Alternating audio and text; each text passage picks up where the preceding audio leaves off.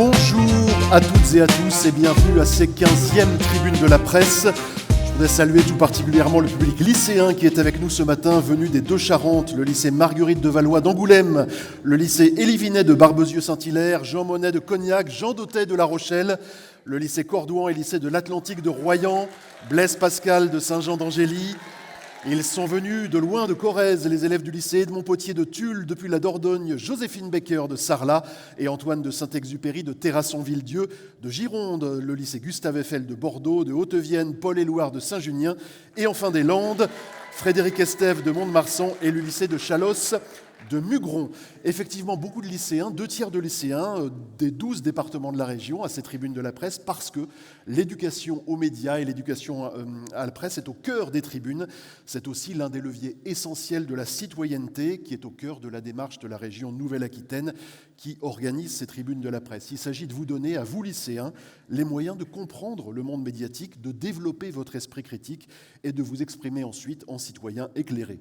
Et dans cette perspective, les tribunes proposent, comme chaque année, mais cette année encore plus, des ateliers de découverte des métiers de la presse, des conférences centrées sur l'identification des sources, l'information sur les réseaux sociaux, mais aussi un parcours radio avec des interviews réalisées en direct par des jeunes et auxquelles vous pourrez assister ce matin en sortant de la salle, des animations ludiques et des visites médiatisées d'une formidable exposition organisée par l'agence France Presse, une exposition intitulée « Une année grise », 27 photos d'actualité des photoreporters de l'AFP. C'est à la Mecca, c'est gratuit, c'est jusqu'au 7 décembre. Voilà, tout le reste se passe ici au TNBA, mais aussi dans les classes, dans les lycées, à l'occasion de ces 15e tribunes de la presse, et également à l'IJBA, l'école de journalisme voisine, et à Sciences Po, ainsi qu'à la librairie Mola.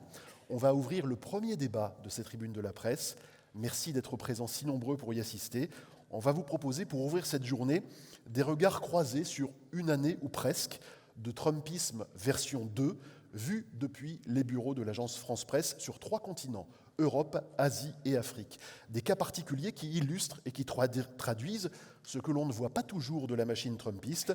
Et pour ce premier débat en partenariat avec le Clémy, je vous remercie d'accueillir le chef du bureau de l'AFP à Bruxelles, Jérôme Cartillier.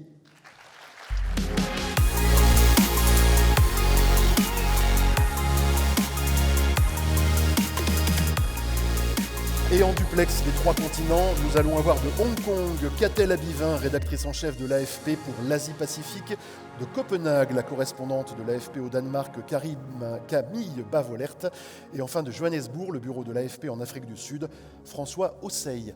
Pendant les échanges, vous allez pouvoir poser des questions à nos invités, alors non pas en parlant depuis la salle, mais grâce à l'appli dont vous voyez le QR code sur l'écran qui est au-dessus de nous.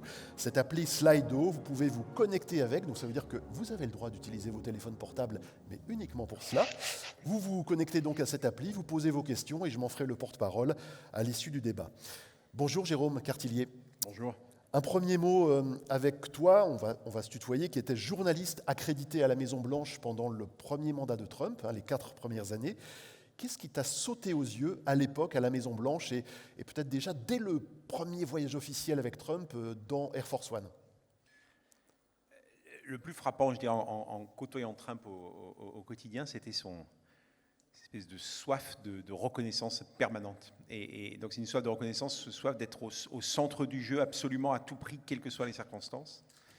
Et du coup, ça attire quelque chose dans la foulée de ça, c'est un goût pour la flatterie, un goût pour les honneurs. Et je pensais, en venant à une anecdote de son premier voyage, donc quand on est correspondant à la Maison-Blanche et qu'on fait partie de ce qu'on appelle le pool, c'est-à-dire ce petit groupe de journalistes qui le suit partout, entre autres choses, on voyage avec lui, on voyage dans la Force One. Il y a un compartiment qui est réservé pour la presse à l'arrière de l'avion présidentiel. Il y a 14 sièges et donc il y a un petit groupe de journalistes qui est derrière en permanence. Le président est devant, il a son bureau, sa cabine, sa chambre. Entre les deux, il y a les collaborateurs, les agents du Secret Service qui assurent sa sécurité et puis la presse derrière. Et une des traditions dans les grands voyages, là c'était son premier voyage en Asie, immense voyage de, je crois, 9-10 jours, une tradition présidentielle qui se faisait notamment avec Barack Obama avant lui, c'est qu'à la fin du voyage, sur le chemin du retour, il venait nous voir de manière un peu plus officieuse, ce qu'on appelle off the record, c'est-à-dire il vient pour échanger avec les journalistes, pour faire un bilan en quelque sorte du voyage. Et moi, j'en avais vécu quelques-uns de ces moments-là avec Barack Obama, et c'était des moments pour pour décrypter un peu l'actualité. On passait du temps à lui demander quelles avaient été ses relations avec, à l'époque, Vladimir Poutine, François Hollande, comment il regardait les rapports de force. Et donc, premier voyage de Donald Trump en Asie, et il arrive à l'arrière de la cabine, et on est prêt avec nos questions pour essayer de décrypter ce moment. Il était notamment arrêté en Chine, et on n'a pas eu le temps de poser des questions. La première chose, la première salve qu'il a lancée, c'était les tapis rouges. C'était l'importance des tapis rouges. Vous avez vu ce fast. Ils m'ont promis qu'ils n'avaient jamais développé autant de fast. Pour moi, il y avait un opéra qui avait été joué spécialement pour lui. Il avait été admis dans la cité interdite. Et donc, pendant 10 minutes, Trump nous raconte à quel point les autres Chinois ont déployé une cérémonie et des trésors de séduction hors du commun dans l'histoire du monde, l'history of the world, comme il dit, qui n'avait jamais été déployé avant. Et de ce moment-là, donc cet échange avec Trump s'est résumé essentiellement à ça. Et de ce moment-là, mais restait cette idée que Trump avait besoin d'être au centre du jeu, avait un besoin absolu d'être admiré et un besoin aussi d'être flatté. Et donc, je pense qu'on va y venir avec les différents échanges avec François, Camille et Catel, mais du coup, cette notion de séduction et de flatterie est au cœur, en quelque sorte, de la stratégie de tous les dirigeants qu'il côtoie, parce que c'est une donnée incontournable de la diplomatie, selon Trump. C'est pas juste de l'ego, donc c'est de la mégalomanie, quoi. C'est un peu un mélange de tout ça. Ouais. Qu'est-ce qui différencie, alors tu n'es plus à la Maison-Blanche, tu n'es plus accrédité Maison-Blanche, mais qu'est-ce qui différencie aujourd'hui, de la place d'observateur que tu occupes de Bruxelles, Trump 2 de Trump 1 ? Alors, il y a beaucoup de similitudes entre Trump 1 et Trump 2. Il y a des similitudes de discours, bien sûr. Le style est le même, le ton est le même, les obsessions sont les mêmes. Il y a beaucoup de choses qui étaient apparues. Je me rappelle, par exemple, il a une obsession très très forte en ce moment, c'est d'obtenir le prix Nobel de la paix. C'est quelque chose qui était sorti de manière extrêmement forte aussi durant le premier mandat, qui à un moment revenait constamment dans les questions. Il faut garder en tête que Trump est un président qui parle beaucoup à la presse. Donc la presse a beaucoup accès à lui, le voit beaucoup tous les jours. Et donc pendant plusieurs semaines, il parlait du prix Nobel de la paix, il s'est remis à en parler. Il y a d'autres obsessions, celle par exemple d'acheter le Groenland. On en parlera tout à l'heure avec Camille. C'est quelque chose qui avait surgi dans le premier mandat et qui est là dans le deuxième. La différence de taille, c'est que cette fois-ci, ça a été beaucoup dit, il est arrivé mieux armé, si on peut dire. C'était moins improvisé. Et donc, il est allé beaucoup plus loin sur tous ces sujets-là, sur la police, sur la justice, sur les médias, sur la science. Le discours était le même sur le climat. Le discours est le même. La différence ici, c'est les actes. C'est-à-dire qu'on a vu des journalistes privés d'accès à des éléments de la fonction présidentielle. On a vu des coupes massives dans certains secteurs de l'éducation. On a vu des coupes massives dans des pans entiers de la science. On a vu des attaques directes sur la justice. Donc tout était en place, tout le discours. Et encore une fois, presque mot pour mot, on retrouve les mêmes choses. La différence, c'est que c'est allé un peu plus fort. J'introduirais une petite nuance, ceci étant, c'est qu'il y a eu 9 mois, comme ça, où on a eu ce sentiment, et un sentiment qui était très répandu aux États-Unis, un peu de bulldozer. Il y avait une dimension un peu inéluctable. Trump déroulait son programme, déroulait à sa manière, et suivant aussi parfois son bon vouloir et ses caprices. Depuis quelques semaines, je trouve qu'il y a une petite inflexion, parce qu'il y a quelques vents contraires, parce qu'il y a eu quelques petites poussées démocrates ici et là, parce qu'il y a eu quelques revers en justice, et surtout parce qu'on voit des failles au sein de son équipe, on voit des failles au sein de ce qu'on appelle un peu la famille MAGA, Make America Great Again, qu'il a porté au pouvoir. On voit des tensions sur beaucoup de sujets, et ces tensions-là, elles rappellent un peu en fait le premier mandat, qui était un mandat de combat interne, de déchirement, de trahison. Et donc je trouve que depuis quelques semaines, il y a quelque chose qui nous renvoie un peu, on va voir si ces signes-là se confirment, vers la cacophonie du premier mandat. Et puis l'approche des midterms, qui sont un point de bascule dans un mandat de président américain depuis 250 ans. Oui, les midterms, donc ces élections de mi-mandat où on renouvelle la plus grande partie du Congrès, l'ensemble des élus de la Chambre des représentants et puis une partie des élus du Sénat. Et alors ces midterms sont très importants pour Trump parce que c'est son deuxième mandat, pas deuxième mandat consécutif, mais deuxième mandat. Et donc au lendemain des midterms, au lendemain de ces élections, il aura 2 ans devant lui et ensuite ce sera terminé. Et donc c'est souvent, quel que soit le président, il est souvent extrêmement affaibli à l'issue de ces élections de mi-mandat, du deuxième mandat, parce que plus personne ne lui doit rien, en quelque sorte. Il n'a plus le même pouvoir sur le Congrès, il n'a plus le même pouvoir. C'est la lutte. On a coutume de dire au lendemain de ces élections que la bagarre, la course pour la Maison-Blanche est lancée pour 2 ans plus tard. Les États-Unis sont un pays d'élections tous les 2 ans, il y a des élections. Et donc à partir de là, c'est un facteur de fragilisation pour un président en 2e mandat d'avoir passé ce cap-là. Donc il est certain que ça peut l'être aussi pour Donald Trump. Allez Jérôme, ouvrons notre tour du monde des 3 continents et on va commencer par Johannesburg avec François Ozeille. Pourquoi ce choix de l'Afrique du Sud, Jérôme ? Alors on va voir François apparaître sur l'écran dans une seconde. Alors l'Afrique du Sud, c'est dans la carte du monde de Donald Trump, elle occupe une place un peu particulière parce qu'elle a été l'objet, depuis son retour, depuis 9 mois, d'attaques d'une virulence absolument inouïe et sans comparaison sur la planète. Le point de départ, c'est que Donald Trump accuse le pouvoir en place de persécution des fermiers blancs depuis la fin de l'apartheid, donc depuis 1994 et les premières élections multiraciales. C'est une accusation sans fondement. C'est une accusation extrêmement violente aussi quand on connaît l'histoire de l'Afrique du Sud, qui est une jeune démocratie. Et donc l'Afrique du Sud elle-même et son dirigeant, Cyril Ramaphosa, ont été vraiment l'objet de la cible de toutes les attaques répétées de Donald Trump depuis 9 mois. Ça ne s'arrête pas. Hier soir, il vient d'annoncer que l'Afrique du Sud ne serait pas invitée au prochain G20 qui aura lieu en Floride, tout simplement parce qu'estiment-ils qu'ils n'auront pas leur place. Alors, bonsoir François. Bonjour plutôt. Pardon. Bonjour à tous. Bonjour plutôt, oui.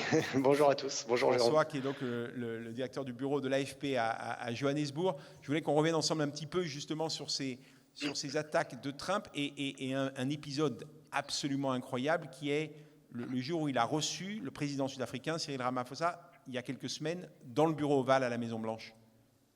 Il y a quelques mois, oui. C'est un épisode qui est crucial dans les relations entre les 2 dirigeants et les 2 pays. Ça se passe en mai. Et je pense qu'il faut très rapidement remettre un peu cet entretien entre le président sud-africain et sa délégation et le président Trump et son administration à la Maison-Blanche dans un contexte. Ça intervient 2-3 mois après une rencontre similaire, totalement explosive avec Zelensky, le président ukrainien, où en gros Zelensky va être accusé devant les caméras en mondiovision de son manque de gratitude. On en revient un peu à ton propos introductif envers les efforts des États-Unis et l'aide que peut apporter les États-Unis. Et donc Zelensky, au cours de cet entretien, va perdre un peu son sang-froid et va riposter.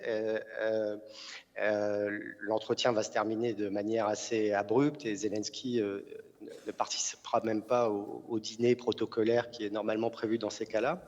Ça, c'est la première étape. La deuxième étape, c'est qu'un mois à peu près avant la rencontre de Ramaphosa avec Trump, Trump impose ses droits de douane tous azimuts et l'Afrique du Sud s'en sort plutôt mal en l'occurrence puisqu'elle se voit imposer des droits de douane de 30%, donc très, très important. Et arrive cette rencontre à la Maison-Blanche à la demande de Cyril Ramaphosa pour essayer de renouer un peu le fil de la relation dégradée avec Donald Trump. Et en fait, son principal objectif à lui, c'est pour essayer de négocier des droits de douane plus avantageux pour l'Afrique du Sud, dont les États-Unis sont le 2e partenaire commercial. Oui, et cette scène, François, je te coupe juste pour poser un peu le décor de la scène, c'est quand un président américain reçoit un dirigeant étranger, donc il le reçoit dans le bureau ovale, qui est le lieu où il travaille, et puis il y a toujours un petit moment qu'on appelle un pool spray, un petit moment pour la presse, en début de rencontre généralement, et donc tous les journalistes, on est projeté à l'intérieur, on a une trentaine de journalistes, il y a un peu une forme de cohue et tout le monde écoute, filme, enregistre les propos, quelques déclarations, c'est généralement plutôt quelques banalités ou quelques propos généraux des 2 présidents et puis la presse se retire. Et là, ce jour-là, il se passe quelque chose d'absolument inouï, je te laisse le raconter. Absolument, la scène est assez incroyable. Cyril Ramaphosa, clairement, je pense, s'attend à faire l'objet de nouvelles attaques. Ils sont préparés, ils s'y attendent. Et de fait, la rencontre ne se passe pas tout à fait forcément comme prévu. Pendant 15 minutes, les premières 15 minutes, c'est un échange plutôt d'amabilité. Le ton est plutôt assez léger. Il y a pas mal de sourires, même de rires. Et on se dit, tiens, bah, ça se passe plutôt mieux que prévu. Jusqu'à ce moment où Donald Trump demande à son staff d'éteindre les lumières dans le bureau ovale pour permettre la projection de vidéos qui, en gros, montrent des hommes politiques, deux hommes politiques sud-africains qui tiennent des discours très virulents, notamment sur les Blancs en Afrique du Sud. Et indépendamment de cette vidéo, Donald Trump sort aussi, montre des coupures de presse qui étayent ses dires, à savoir les fermiers blancs en Afrique du Sud sont victimes de meurtres absolument atroces. Et là, Cyril Ramaphosa va adopter une attitude qui, à mon avis, est peut-être la meilleure dans ces cas-là, c'est-à-dire qu'il ne va surtout pas embrayer dans la discussion, ni alimenter cette discussion. Il va regarder très posément, en fait, il ne va pas regarder la vidéo qui est diffusée, il va afficher un sourire assez discret et regarder un peu droit devant, en attendant que l'orage passe, en quelque sorte.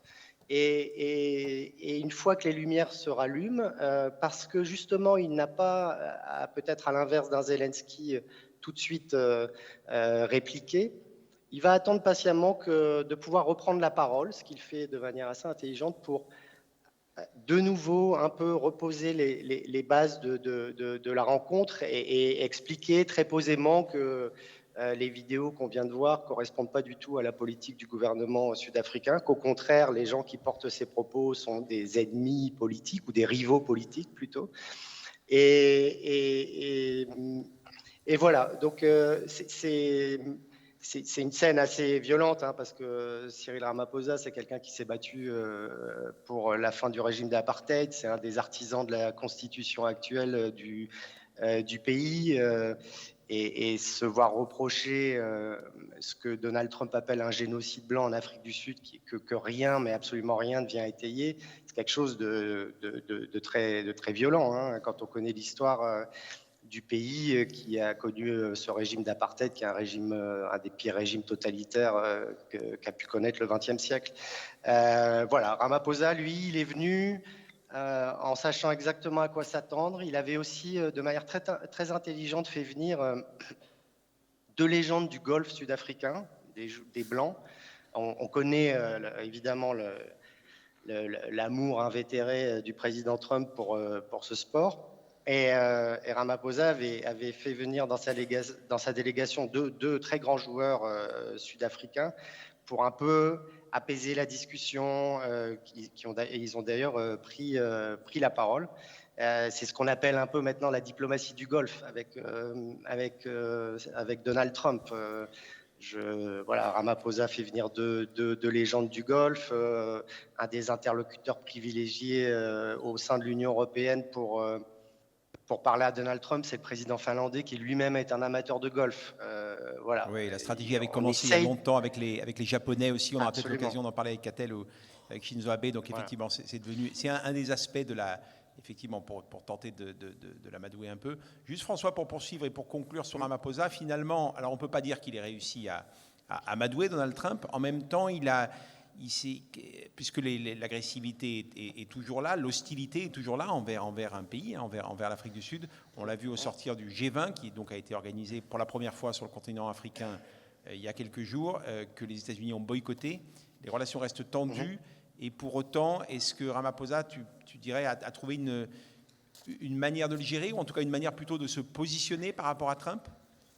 En fait, je pense que Ramaphosa a d'une certaine manière montré comment il fallait au mieux interagir avec un Donald Trump qui vous est hostile.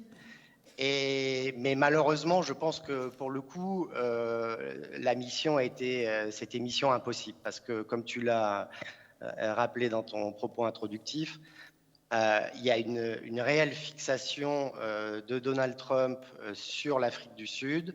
Ça s'explique par le fait que des groupes sud-africains représentant une minorité de la minorité blanche classée plutôt à l'extrême droite de l'échiquier politique ont réussi à pénétrer dans la Maison-Blanche d'ailleurs dès le premier mandat, et l'abreuve d'une forme de désinformation sur ce qui se passe dans le pays, sachant qu'il y a de toute évidence, il y a des problèmes objectifs dans le pays de criminalité qui sont là. Mais oui, pour répondre à ta question, je pense qu'il a fait au mieux de ce qu'il pouvait faire dans cet échange, et malheureusement, ça ne suffit pas. Quand vous avez un Donald Trump qui a décidé que décidément, vous n'étiez pas du tout sa tasse de thé, et qu'il allait vous... C'est assez punitif, hein, l'approche de Donald Trump par rapport à l'Afrique du Sud. Hein. Clairement, on va le voir dans les semaines encore qui viennent. Ils vont couper toutes les aides. Un dernier exemple, les États-Unis sont en train de distribuer des nouveaux médicaments, vaccins plutôt, de prévention contre le VIH/SIDA à plusieurs pays de la région, à l'exception de l'Afrique du Sud. Voilà. Mais merci François pour cet éclairage sud-africain. Alors, on va passer de la pointe de l'Afrique au nord de l'Europe. Absolument, dans notre direction Copenhague. Et en guise de transition vers toi, Camille, sur cette nécessaire mise en scène, enfin en tout cas une réalité à laquelle se sont adaptés les dirigeants aujourd'hui. Au niveau européen, très frappant, me revient en tête une scène où, après les premières, alors les négociations avec l'Ukraine vont et viennent, et avec des allers-retours de Trump assez spectaculaires, mais après une première offensive de Donald Trump, un groupe de dirigeants européens sont partis à Washington, à la Maison-Blanche, pour le rencontrer et en substance essayer de le tirer un peu plus du côté ukrainien dans la foulée de sa rencontre avec Vladimir Poutine en Alaska. Et il y a une scène absolument incroyable qui est très intéressante et qui nous a été racontée à Bruxelles, c'est à quel point ils ont chorégraphié cette rencontre à la Maison-Blanche pour lui parler, pour lui murmurer à l'oreille. Donc chacun avait son rôle. La présidente de la Commission européenne, Ursula von der Leyen, a parlé des enfants parce que c'est un sujet qui tient à cœur à la première dame, Melania Trump. Mark Rutte, qui est le secrétaire général de l'OTAN, que Trump apprécie beaucoup, c'est lui qui a pris la parole en premier pour saluer son influence déterminante, un jour historique à la Maison-Blanche. Son ami Emmanuel Macron, comme il l'appelle, même si les relations sont à la fois amicales et tendues, est intervenu ensuite. Enfin, il y avait une véritable chorégraphie de prise de parole pour essayer de créer les meilleures conditions possibles pour avancer dans la discussion avec Donald Trump. Il y a un côté un peu infantilisant, incontestable. Il y a aussi, et si vous demandez à des diplomates, l'idée que c'est la meilleure technique, la meilleure tactique pour arriver à un résultat, à défaut qu'il soit très satisfaisant, au moins un résultat minimal. Du coup, Camille, je me tourne vers toi à Copenhague. Alors, Copenhague, c'est une histoire singulière avec Trump. Le Danemark, c'est une histoire singulière. C'est évidemment cette obsession dont je parlais tout à l'heure de rachat du Groenland. C'est une idée qui avait été émise dès son premier mandat. Moi, je me souviens bien, au départ, ça avait été pris un peu comme une boutade. Il y avait un article du Wall Street Journal qui avait évoqué cette possibilité. Puis, quelques heures après, on avait vu Donald Trump, on lui avait demandé. Il avait dit absolument, c'est mon idée, c'est un territoire qui pourrait rejoindre les États-Unis. Il s'en était suivi des tweets. Il avait fait c'était pas tout à fait de l'intelligence artificielle encore, mais une tour Trump qui était plantée au milieu du Groenland, qui avait provoqué la première fois, et peut-être qu'on pourrait commencer par là, Camille, un vrai incident diplomatique avec le Danemark. Oui, pardon, bonjour à tous. En effet, la première fois, c'était en 2019 et Trump avait sorti qu'il avait l'intention de racheter le Groenland. C'était pas totalement nouveau en termes diplomatiques. Les États-Unis en avaient déjà parlé au 19e siècle, mais ça n'avait jamais été sur la table. Tout de suite, les réactions avaient été immédiates, aussi bien au Groenland qu'au Danemark, parce que le Groenland, c'est un territoire autonome, donc ils ont leur propre gouvernement. Et la première ministre danoise avait qualifié l'idée d'absurde. Trump avait été un petit peu vexé qu'on lui dise ça, donc il avait répondu que cette dame était vraiment méchante. Et il en avait profité pour annuler un déplacement à Copenhague qui était prévu le mois, je crois, un mois plus tard, quelque chose comme ça. Donc les relations étaient vraiment très, très froides. Ensuite, en fait, ça s'était très vite détendu, puisque Trump avait rencontré Mette Frederiksen en marge d'une réunion de l'OTAN, je crois, et tout était... on n'en avait quasiment plus reparlé. C'était un peu comme si c'était une lubie qui n'avait pas eu de conséquences. Par contre, 5-6 ans plus tard, donc au début de l'année, le ton est totalement différent. Alors juste Trump... là-dessus, pour le ton différent, Camille, effectivement, il faut, donc dès son début de deuxième mandat, donc il perd à l'issue de son premier, il est donc absent 4 ans de Washington, il revient, et dès le début, effectivement, il remet ce sujet sur la table avec cette fois-ci beaucoup plus de virulence, et pour revenir à l'idée que j'évoquais tout à l'heure, aussi l'idée que cette fois-ci, il entendait bien aller au bout. Est-ce que tu peux juste nous raconter effectivement, du coup, quelles sont les réactions à ce moment-là ? Oui, alors ça a commencé au moment de Noël. Il venait d'être élu, il n'était même pas retourné à la Maison-Blanche, donc il a parlé du besoin d'avoir le Groenland pour les États-Unis. Et ensuite, il a dépêché son fils pour une visite qui était une visite touristique. Alors, tout le monde était vraiment éberlué parce qu'une visite touristique au Groenland début janvier, c'est un peu surprenant. Tout de suite, encore une fois, les politiques groenlandais et danois ont réagi en disant que le Groenland n'était pas à vendre, qu'il n'y avait pas que la question ne se posait même pas. Mais Trump, contrairement à la fois précédente, n'a pas du tout lâché l'affaire.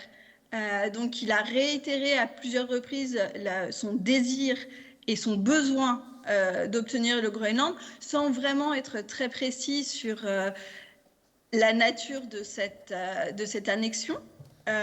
Donc ça, contrairement à la première fois où l'idée a été complètement balayée par les autorités, ça a posé question du côté du gouvernement danois et des gouvernements groenlandais. Et il y a eu toujours cette idée qu'il refusait évidemment de vendre le Groenland, puisque le Groenland n'était pas à vendre, mais prêt à faire des affaires, parce que le Groenland est un territoire qui veut se développer, qui est encore sous la tutelle du Danemark, mais qui à très long terme, a des velléités d'indépendance. Oui, et sur ce point, Camille, effectivement, il faut souligner que c'est là où Trump est malin, c'est qu'il joue effectivement sur ces points-là, sur les velléités, bien sûr, une envie de plus d'indépendance des Groenlandais, et puis un besoin crucial d'investissement massif. Donc là, à chaque fois, il enfonce un coin, et il le fait de manière assez habile, en tout cas. Oui, et il a d'ailleurs après avoir dépêché son fils à Nuuk quelques heures en janvier, au mois de mars, il a dépêché J.D. Vance. Alors, ça a vraiment créé son vice-président, donc ça a créé une levée de boucliers. Il devait y avoir un programme assez long. Finalement, la seule chose que la délégation américaine a faite, c'est qu'elle est allée dans une base américaine au Groenland. Il faut savoir que les Américains, il y a un traité militaire avec le Groenland, et donc il y a eu énormément de bases américaines. Maintenant, il n'y en a plus qu'une. Et donc là, J.D. Vance, il a eu un discours assez habituel en se présentant comme le défenseur du Groenland face aux Danois qui l'auraient négligé. Ce qui a créé une nouvelle levée de boucliers du côté des Danois, parce qu'il faut savoir que le Danemark est un pays extrêmement atlantiste. Ils ont déployé des militaires aux côtés des États-Unis à peu près à chaque moment. Donc là, les Danois ont vraiment pas du tout apprécié le fait d'être traités de mauvais alliés, et ils se sont à nouveau pris au ton employé par Trump. Ils ont parlé critiques étaient inappropriées, ils ont dénoncé un peu l'agressivité de la démarche américaine, toujours en essayant de ménager l'ego de l'administration Trump, en expliquant que ils restaient un très très bon allié et qui continuait la coopération. Donc là, on en est où? On n'a plus eu trop de déclarations de Trump dernièrement. Il y a eu pas mal il y a une activité américaine au Groenland. Certes, dans une certaine mesure, il y a eu pas mal de reportages qui ont montré qu'on pouvait craindre une certaine ingérence, mais on n'est plus dans un état de crise diplomatique comme on a pu le craindre au début de l'année. Mais personne ne sait exactement comment les choses vont se développer. On est plus dans une position attentiste. Oui, ce qui rappelle, tu as tout à fait raison Camille, ce qui rappelle quelque chose avec les relations de chef d'État avec Donald Trump, c'est que souvent, il y a cette idée de laisser passer l'orage, de faire le gros dos, de se dire il va parler d'autre chose, il va se jeter sur quelque chose d'autre et il oubliera complètement soit notre pays, soit la querelle de chef d'État, et on l'a vu, les exemples sont multiples. Donc il y a aussi dans la stratégie diplomatique vis-à-vis de Trump, parfois de laisser passer l'orage, c'est vraiment l'expression la plus proche. Merci Camille pour cet éclairage nordique. Dernière étape, on part en Asie, à Hong Kong, avec Catel Abivin, et merci d'être avec nous Catel, parce que l'actualité à Hong Kong aujourd'hui est assez dramatique et doit donner beaucoup de boulot au bureau de l'AFP. On va parler malgré tout de la Chine et du Japon. Jérôme, pourquoi ? Oui, bonjour Catel. Je pense qu'on pourrait explorer ensemble deux relations très très différentes, mais vraiment intéressantes. Le Japon d'une part et la Chine d'autre part. Le Japon, bien sûr, pays allié des États-Unis. Est-ce que tu peux nous raconter, puisque c'est tout frais, la première rencontre entre Donald Trump et la nouvelle première ministre japonaise, et comment elle s'y est prise pour essayer de l'amadouer, ou en tout cas que les relations partent du bon pied? Alors oui, bonjour à tous. Cette première rencontre entre Donald Trump et la première ministre japonaise Takaichi, elle est arrivée fin octobre, lors de la tournée asiatique de Donald Trump. C'était vraiment le baptême du feu pour la première ministre japonaise, qui est une ultra conservatrice, parce que ça faisait à peine une semaine qu'elle avait pris ses fonctions. Et donc elle commence tout de suite par accueillir Trump. C'est quand même pas simple. Hein. Et elle a été très maline. C'est-à-dire qu'elle a tout misé sur l'amitié qu'avait Donald Trump avec l'ancien Premier ministre Shinzo Abe, qui était un peu son mentor en politique à Takaichi. Et du coup, elle a vraiment joué sur cette proximité. Elle lui a offert, on en parlait du golf tout à l'heure, elle lui a offert un club de golf qui appartenait à Shinzo Abe. Et elle a vraiment su le flatter exactement comme il aime. Donc vraiment en lui déroulant le tapis rouge, en participant à ces mises en scène qu'il aime beaucoup, d'être sur une scène, et d'être à côté de lui, d'être très expressive. Elle a vraiment, elle a joué le jeu. Elle a joué le jeu à fond, et ça s'est immédiatement noté par une attitude très chaleureuse en fait de Trump vis-à-vis d'elle, qui a tout de suite dit le Japon est un allié important pour moi. Enfin, il a vraiment immédiatement, il lui a apporté son soutien en fait. Donc elle a su jouer la partition de Trump pour le séduire. Alors c'est des bons débuts, ça me fait juste penser à une chose, que les bons débuts avec Trump ne sont pas forcément synonymes de relations sans nuages dans la durée. Un exemple qui me revenait en tête, c'est Emmanuel Macron, bien sûr, qui avait invité Donald et Melania Trump, notamment pour un dîner dans un restaurant sur la Tour Eiffel, dont Trump parle encore. Moment extraordinaire, c'était splendide, etc. C'était des bons débuts. Les relations ont été plus heurtées par la suite, enfin avec des hauts et des bas. Donc simplement l'idée que le bon début ne fait pas forcément la relation pour tout le mandat, mais effectivement, elle a su, je crois que la délégation japonaise a fait savoir, ou en tout cas les Américains ont affirmé que les Japonais soutenaient aussi cette fameuse candidature de Donald Trump au prix Nobel de la paix. Effectivement, tout de suite après la venue de Trump, ça a été rendu public qu'elle soutenait l'attribution du prix Nobel de la paix à Donald Trump. Donc là, vraiment, elle cochait toutes les cases pour séduire Trump. Mais effectivement, il faudra voir sur la longueur si elle continue à avoir cette relation de séduction avec les États-Unis, parce qu'on sait que c'est forcément très, très instable avec lui. Alors sur la longueur, il y a une relation plus complexe, plus ancienne, qui est celle de la relation avec la Chine et avec le président chinois Xi Jinping. Et pour le coup, elle est assez singulière, elle est vraiment très intéressante, celle-ci, pour beaucoup de raisons. D'abord parce que c'est un président extrêmement puissant, c'est un président qui est au pouvoir depuis longtemps et pour longtemps, et au passage, c'est une dimension que Trump admire. Alors il a toujours cette façon un petit peu singulière de jouer entre, certains trouvent que c'est de l'humour et que c'est drôle, d'autres trouvent que ça met en danger les principes démocratiques, mais de caresser l'idée, d'évoquer l'idée que lui aussi pourrait être un président à vie un jour, à la manière de Xi Jinping par exemple. Il a souvent évoqué ça, une forme d'admiration en quelque sorte pour la mainmise de ce président chinois sur son pays, sur son système politique. Et donc c'est quelqu'un qui évidemment impressionne un peu plus Trump, qui est un peu plus difficile à manœuvrer pour lui. Est-ce que tu peux nous dire aussi un petit peu, lors de cette dernière rencontre, comment se passe ce tango entre les deux? Oui, alors effectivement, tu le dis très bien, Trump a cette fascination pour les dirigeants à vie. On le voit avec Xi Jinping, mais on le voit aussi avec le dirigeant nord-coréen Kim Jong-un. Il a une fascination pour ces hommes forts qui restent au pouvoir à vie.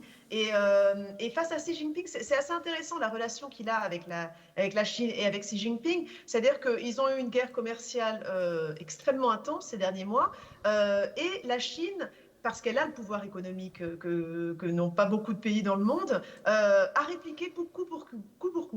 C'est-à-dire que les États-Unis ont mis 50% de taxes, le lendemain, la Chine mettait 100%. Et ensuite, les États-Unis mettaient 150%, la Chine répliquait avec 200%. C'est-à-dire que la Chine n'a absolument pas cédé en étant parfaitement sûre de son pouvoir et de sa capacité à négocier. Donc, il y a eu toute cette période de tension commerciale pendant plusieurs mois, et jusqu'à cette rencontre, donc fin octobre, entre Xi Jinping et Donald Trump, et on sent effectivement que Donald Trump, qui aime faire le malin face à plein de dirigeants, qui aime se mettre en scène, face à Xi Jinping, il baisse un peu d'un ton. C'est-à-dire qu'il essaie, on a vu quand ils se sont rencontrés dans un aéroport de Corée du Sud, il lui a serré la main, il a essayé de le faire parler devant la presse. Xi Jinping est un homme avec un visage toujours impassible, avec un espèce de sourire qui ne dit rien. Et effectivement, Trump n'a pas réussi à le faire parler, quoi que ce soit.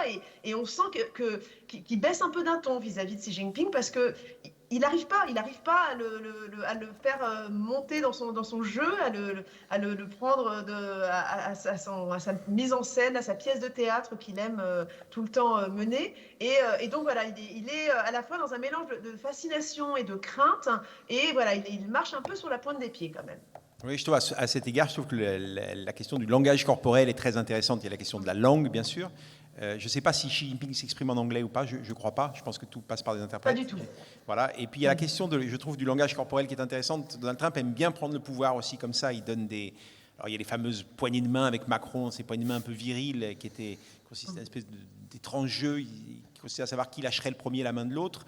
Mais il y a aussi, il aime bien ce côté un peu ces grandes tapes sur le dos. Il avait ou prendre un peu l'ascendant aussi sur son interlocuteur de manière physique, en quelque sorte. Il a cette manière de se positionner. Il y avait cette scène, encore une fois, avec Emmanuel Macron, dont j'ai le souvenir dans le bureau ovale, où il avait, une scène un peu étrange, où il avait fait mine d'enlever une pellicule sur l'épaule d'Emmanuel Macron. Il avait dit « Ah, mon ami Emmanuel, il faut que je t'enlève les pellicules parce qu'il faut que tu sois impeccable. » On ne sait pas vraiment s'il y avait une pellicule sur le costume ou si c'était sa manière juste de prendre le pouvoir. C'était une petite scénette, mais ça avait quelque chose d'un petit peu humiliant, évidemment. Et avec Xi Jinping, c'est difficile par définition. On ne tape pas sur l'épaule du président chinois. Et donc, je trouve qu'il y a effectivement là-dessus une retenue un peu physique qui l'empêche, en quelque sorte, de déployer toute sa stratégie traditionnelle. Et oui, tout à fait. Ce sera intéressant de voir d'ailleurs, puisque Xi Jinping a invité Donald Trump à venir à Pékin, et donc il a dit qu'il irait en avril.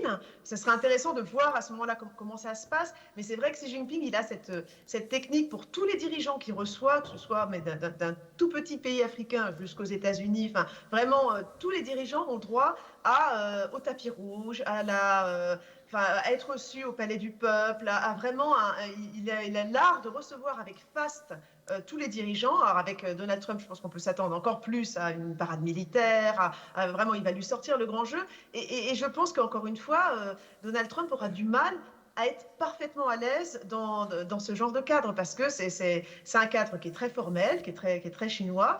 Mais ce qui est intéressant, c'est que on sent aussi que du côté de Xi Jinping, en fait, et de la Chine en général, de la population chinoise, il y a aussi, ils aiment les hommes forts. Donc, ils sont, par exemple, les Chinois sont très fans de Elon Musk. Ils adorent Elon Musk parce que c'est un homme fort. Et donc, ils ont beau, sur les réseaux sociaux chinois, se moquer régulièrement de Trump, ils ont aussi, quelque part, cette fascination face à Trump parce qu'ils aiment cet homme fort qui s'affirme, qui impose ses décisions un peu partout dans le monde. Donc, c'est aussi une relation qui est ambivalente entre la population chinoise et Trump. Est-ce qu'au total, pour conclure sur ce chapitre, peut-être, est-ce que tu dirais que Xi Jinping a su bien manœuvrer avec Trump? Est-ce qu'on a le sentiment qu'il a su peut-être plus qu'aucun autre des dirigeants, soit ceux qu'on a évoqués jusqu'ici, soit d'autres, il a su, à la fois, comme tu le disais, par son style physique aussi, par la puissance de la Chine, par sa longévité au pouvoir, est-ce qu'il a su finalement, maîtriser Trump, ou en tout cas, est-ce que c'est lui qui le maîtrise le mieux? Oui, je pense qu'il a réussi à lui tenir tête, mais c'est aussi parce qu'il a derrière un pays qui est l'un des plus peuplés au monde, une puissance économique redoutable, une avancée technologique sur énormément de secteurs. Donc, il peut se le permettre. Enfin, c'est très facile. Du jour au lendemain, il peut couper l'approvisionnement économique des États-Unis dans un nombre incalculable de secteurs. Donc, il a un pouvoir qui est énorme, il en est tout à fait conscient. Donc, en fait, il ne veut pas se faire marcher sur les pieds, et donc il l'exprime de manière très claire, en étant très, très... il aime beaucoup, Xi Jinping, insister sur le fait que c'est l'homme de la stabilité, qui suit tout le temps la même ligne, qu'il a tout le temps la même politique, le même discours. Et voilà, c'est ce qu'il fait avec Trump. Et il peut se le permettre, puisque derrière, il a la Chine. Très intéressant. J'ai pas mal de questions de la part du public, des questions que vous avez postées sur Slido et qui m'arrivent. Alors, vous restez avec nous tous les trois et peut-être vous pouvez, si vous le souhaitez, répondre à ces questions. Elles ne sont pas uniquement adressées à Jérôme. Une question qui fait écho à ce que tu nous racontais tout à l'heure, Jérôme, de la part de dirigeants étrangers. Voilà, quand on est sous le feu de Trump, faisons le dos rond et attendons que l'orage passe. Une question, alors voilà, je l'ai perdue. En gros, cette question dit finalement quel risque de s'opposer frontalement à Trump? Pourquoi on l'écoute parler comme un enfant gâté sans s'opposer frontalement et le remettre à sa place? Alors, la première réponse, elle est simple, c'est la puissance américaine. C'est-à-dire que c'est la première puissance mondiale et que donc, à beaucoup d'égards, François évoquait tout à l'heure la mise au banc à certains égards de l'Afrique du Sud. C'est difficile, c'est dur, que ce soit dans le domaine de la coopération scientifique et médicale pour en Afrique australe, qui est un élément, les États-Unis ont joué un rôle central, que ce soit d'un point de vue diplomatique, on l'a vu sur l'Ukraine, que ce soit d'un point de vue économique. Donc la première réponse, c'est qu'il est président de la première puissance mondiale. La deuxième, c'est que s'opposer frontalement est le seul exemple, le seul clash vraiment spectaculaire qu'il y ait eu depuis 9 mois, en tout cas en tête à tête, c'est effectivement Volodymyr Zelensky, ouais, qu'il a expérimenté dans le bureau ovale. Ça n'a pas été payant. Alors, non, il a dû s'excuser platement après. Oui. Voilà, et puis alors comme disait Trump était ravi, il a dit c'est un grand moment de télévision. Il a aussi il a vraiment ce sens de si c'est un moment de télévision, c'est bon, quoi qu'il arrive. Donc ce moment avec Volodymyr Zelensky était un moment de télévision. Et donc Trump l'a aimé. Zelensky il en est ressorti, le moins qu'on puisse dire, à la fois secoué, un peu humilié aussi. Donc l'affrontement direct, il est très difficile. Et donc la plupart esquivent. Question peut-être qu'on peut adresser à François, puisque effectivement sur l'Afrique du Sud, Trump y est allé au bazooka de la fake news. Comment on peut maintenir une neutralité journalistique face à une personnalité qui divise à ce point? Comment on peut maintenir une neutralité journalistique? Là, ce qu'on a fait, nous, pour vous prendre l'exemple de l'épisode de la rencontre de la Maison-Blanche, c'est tout simplement ce qu'ont fait d'ailleurs d'autres médias, c'est de reprendre les différentes vidéos, les différentes coupures de presse qui sont utilisées par Trump, convoquées par Trump lors de cette rencontre pour étayer son discours de persécution de cette minorité afrikaneur blanche en Afrique du Sud, et de tout simplement montrer qu'une bonne partie des documents produits sont faux, en fait, ou ne viennent pas justement étayer ce discours. Je vous donne un exemple très rapidement. Trump, dans les documents, dans une vidéo qui montre une procession de voitures le long d'un champ où vous avez 500 croix blanches qui sont plantées dans un champ. Et Trump nous affirme pendant la rencontre dans le bureau ovale de la Maison-Blanche que les tombes qu'on voit à l'écran, ce sont les tombes de 500 fermiers blancs qui sont morts, tués par des criminels, et que derrière leurs fermes ont été reprises par ces gens qui les ont tués. Voilà, on a réussi, comme d'autres, à montrer que ces 500 croix blanches et ce qu'on voyait à l'écran, c'était une cérémonie symbolique qui avait été organisée en mémoire, on va dire, d'un couple de fermiers blancs qui effectivement avait été tué en 2020, et les 500 croix blanches avaient été plantées pour un peu symboliser la violence qui était faite aux fermiers blancs, et ça venait évidemment d'un groupe, d'un de ces groupes que je mentionnais un peu plus tôt. Donc voilà, vous faites un travail tout simplement de fact-checking, de vérification de l'information, des données, pour montrer que ce que vous voyez à l'image, c'est pas ce que le président Trump dit, qu'une des coupures de presse montrée où on voit des corps emballés dans des sacs plastiques, c'est pas en Afrique du Sud, mais en fait c'est dans l'est de la République démocratique du Congo, donc absolument rien à voir.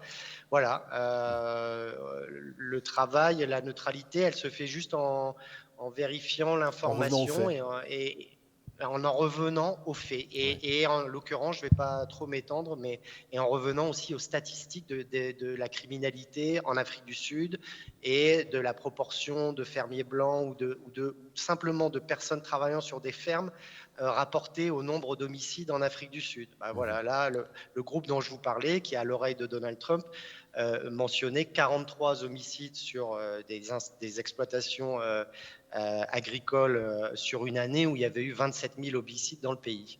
Et les 43 homicides, par ailleurs, comprennent toute couleur de peau, des employés noirs, des fermiers blancs. Donc voilà, on en revient aux faits, absolument. Merci François. Juste dans la lignée de ce que vient de dire François. Je vais compléter avec une autre question, mais vas-y, je t'en prie. Non, simplement, ce rapport à mettre les faits face au discours de Donald Trump, je pense que c'est absolument clé. C'est ce que fait l'AFP, c'est ce que font bien sûr beaucoup d'autres médias de qualité. Et je trouve que c'est très très important par rapport à une tentation, une dérive possible qui serait une espèce d'anti-trumpisme primaire ou une moquerie un petit peu systématique ou hausser les sourcils. Et voilà, non, je pense que ce travail journalistique-là, il reste absolument crucial. Au-delà des provocations, voilà, prendre les faits, regarder la situation, que ce soit en Afrique du Sud, que ce soit le rapport de force avec la Chine ou le statut du Groenland. Mais pour compléter, question de Baptiste, est-ce que le fact-checking que tu évoques, François, donc la vérification de l'info par les faits, est-ce que ce fact-checking a un impact sur l'opinion face à Trump ? Alors c'est un débat qui anime la communauté du fact-checking. C'est un débat difficile, intéressant, parce qu'effectivement, quel est le risque ? Bien sûr, c'est que ce fact-checking finalement s'adresse uniquement à ceux qui pensent que, quoi qu'il arrive, les propos de Trump, puisqu'on parle de lui, sont erronés, sont à côté de la plaque. D'où l'importance d'un fact-checking, qui est une forme de journalisme comme sur d'autres secteurs qui soit d'abord attentif à toutes les réalités, pas à une seule, et donc pas simplement aux propos de Donald Trump dans le bureau ovale avec Cyril Ramaphosa, mais également peut-être à un de ses adversaires démocrates lors d'un débat, etc. Donc l'idée d'un regard à 360 et pas simplement braqué sur quelques figures clivantes. Et l'idée aussi d'une rigueur dans le fact-checking, bien sûr, d'une diversité des sources dans le fact-checking. Je crois qu'on a dépassé un peu aujourd'hui cette idée du vrai ou faux, mais simplement par contre d'expliquer les choses avec finesse, avec rigueur, pour lui donner toute sa crédibilité. Question d'Aaron, est-ce que l'augmentation des tensions avec Trump pourrait pousser certains pays du monde dans les bras de la Russie ou de la Chine ? Alors, c'est une réalité d'abord qu'on a vu un petit peu sur différents grands pays. On l'a vu par exemple dans une certaine mesure sur l'Afrique du Sud, on l'a vu sur l'Inde, peut-être que Catel pourrait nous en dire un mot. Dans quelle mesure est-ce que, par exemple, l'Inde, alors qu'a toujours été de toute façon historiquement courtisée par toutes ces grandes puissances et qui a su en fait parler un peu à toutes, mais dans quelle mesure elle a activé ce levier précisément au cours des 9 derniers mois? Oui, effectivement. Alors, Trump, il a réussi à quelque chose d'assez extraordinaire, c'est réconcilier la Chine et l'Inde, hein, qui était en froid depuis très longtemps et qui du coup se rapprochent. Donc, effectivement, l'Inde également n'hésite pas à affirmer de plus en plus, malgré toutes les menaces de Trump, sa proximité avec la Russie. Donc oui, effectivement, et on le voit aussi, plein de pays en Asie, de plus petits pays en Asie, qui se rapprochent de l'Inde, pas de l'Inde, plutôt de la Chine, parce qu'en fait, elles se disent, bon, voilà un partenaire au moins un peu plus fiable, qui ne va pas changer d'avis toutes les 5 minutes et nous mettre des taxes qu'on n'avait pas la veille. Donc c'est vrai que ça cet effet qui est assez redoutable de faire se jeter dans les bras de la Chine, notamment, et de la Russie, un certain nombre de pays. Comment la presse devrait-elle traiter un personnage politique aussi clivant que Trump? Si je reformule un peu la question, est-ce que la presse a trouvé comment traiter Trump? Parce qu'on a été pendant des mois dans une forme de sidération face à la surexposition de Trump dans le paysage médiatique. Est-ce que les journalistes ont trouvé la bonne mesure pour traiter Trump? Non, c'est très difficile de trouver la bonne mesure pour traiter Trump. C'est un exercice quotidien de remise en cause. Une des questions notamment cruciales, c'est quelle valeur accorder à la parole de Trump. Et ça, c'est très difficile parce que, d'abord, il parle beaucoup, comme je disais tout à l'heure, il parle tout le temps. Il dit beaucoup de choses. Il y a des choses qui sont des provocations. Il y a des choses qui sont une forme d'humour. En tout cas, c'est revendiqué comme tel. Il y a des attaques ad hominem. Et donc, qu'est-ce qu'on fait? Est-ce que c'est le président des États-Unis? On est toujours tiraillé quand on est correspondant à la Maison-Blanche. C'est le président de la première puissance mondiale qui parle. Donc, il a incontestablement un poids. On ne peut pas balayer d'un revers de manche en disant c'est la énième provocation. L'exemple du Groenland est intéressant. Je me souviens très bien, moi, au moment où c'est sorti, où l'information a commencé à émerger, on se dit mais qu'est-ce qu'on fait de cette information? Est-ce qu'on la traite comme une information majeure? C'est une démarche diplomatique de la première puissance mondiale qui souhaite racheter le Groenland. Est-ce qu'on la traite comme une anecdote? Est-ce qu'on la traite sur le ton de l'humour? Enfin, toutes ces questions-là, on se les pose au quotidien avec Donald Trump. Et il y a vraiment... Donc non, il n'y a pas une solution. Il n'y a pas une solution qui a été trouvée. Il n'y a pas un équilibre. C'est une espèce de combat quotidien, de trouver le bon dosage. Et encore une fois, j'insiste beaucoup, je pense qu'il faut rester à une certaine distance. L'anti-trumpisme primaire, d'abord, n'est pas du bon journalisme, et puis ensuite, ça n'apporte pas grand-chose au débat. Évidemment aussi, toujours cette vigilance de mettre en perspective ses propos, de pas le laisser dérouler ses propos, mais de mettre très vite et très haut dans les papiers, dans les articles que l'on rédige, non seulement le contrepoint, mais la réalité, les éléments factuels. On ne le laisse pas dérouler l'idée qu'il y a un génocide contre les fermiers blancs en Afrique du Sud, qui n'est pas une réalité, qui est une fausse information. Donc il faut dire très très haut, dans les dépêches, dans les articles, pourquoi c'est erroné, pourquoi c'est faux. Ne pas laisser tout l'espace pour dérouler à sa guise le discours. Donc c'est cet équilibre-là qu'il faut trouver. C'est extrêmement particulier et c'est extrêmement difficile, pour être honnête. Mais ça challenge le rôle du journaliste et ça le remet au centre du jeu, finalement. Absolument, ouais. C'est un exercice aussi très intéressant. C'est le paradoxe, c'est que couvrir Donald Trump, le couvrir à la Maison-Blanche, mais le couvrir quand il vient en déplacement ou quand son fils Donald Jr. vient en déplacement au Groenland, c'est passionnant aussi, bien sûr. C'est difficile, mais c'est passionnant. Ouais. Allez, une dernière question, et je reviens vers toi, Catel. Pour compléter ce petit jeu de « je t'aime moi non plus » avec Xi Jinping, est-ce que Trump se retient avec le président chinois aussi parce qu'il en a peur? Est-ce qu'il en a peur ou simplement il n'a pas trouvé de prise sur lui? Moi, je pense qu'il en a un petit peu peur, effectivement, parce que, comme je disais tout à l'heure, en fait, du jour au lendemain, la Chine peut couper l'approvisionnement des États-Unis et même d'une grande partie du monde sur énormément de produits, en fait, des produits tout simples du quotidien, comme des produits technologiques. Enfin, je pense qu'il agit, enfin, Trump face à Xi Jinping, il essaie d'agir quand même avec certaine prudence parce qu'il sait que les conséquences peuvent être très graves. Alors après, dans l'autre sens, Xi Jinping est bien conscient aussi qu'il a besoin des États-Unis. Il a besoin d'écouler les marchandises de la Chine. Donc je pense que les deux c'est je t'aime moi non plus, on s'attaque et puis après on se rencontre, on se serre la main. Voilà, ils sont tous les deux en train de marcher sur des œufs et de faire attention parce qu'ils savent très bien qu'ils sont complètement interdépendants. Enfin, leurs économies sont complètement interdépendantes. Il n'y a pas moyen que les États-Unis soient une économie totalement autonome. Et la même chose est vraie pour la Chine. Ils ont besoin du reste du monde et ils ont besoin de trouver un terrain d'entente, même qui s'aiment ou qui s'aiment pas. C'est obligatoire. Et la Chine a autant besoin des États-Unis que les États-Unis ont besoin de la Chine. Exactement. Merci infiniment, Catel Abivin de Hong Kong, Camille Bavolert de Copenhague et François Osseille de Johannesburg. Je crois qu'on peut les applaudir. Voilà, la salle est pleine pour vous applaudir tous les trois. Merci infiniment de nous avoir consacré du temps ce matin. Merci à toi, Jérôme, également. Je voudrais signaler, notamment à l'attention du grand public, que Jérôme va dédicacer, là, dans les minutes qui viennent, sur le stand Mola, 2 livres qu'il a écrits ou co-écrits, L'Amérique Année Trump et Maison Blanche. Voilà 2 livres que tu vas pouvoir dédicacer sur le stand Mola. Je vais inviter le grand public à sortir de la salle pendant cet interdébat, parce que sur le deuxième débat, la salle est pleine. Donc si vous n'avez pas de place pour le deuxième débat, je vous invite à sortir. Il y a quelque chose de très intéressant qui va se jouer, entre guillemets, dans le hall du TNBA. C'est un atelier radio, d'interview radio immersif, auquel vous allez pouvoir assister. Voilà, donc si vous n'avez pas de place pour le deuxième débat, merci de laisser la place à ceux qui sont inscrits. Et on se retrouve d'ici quelques minutes ici pour un débat tout aussi intéressant sur l'État ennemi de l'administration Trump.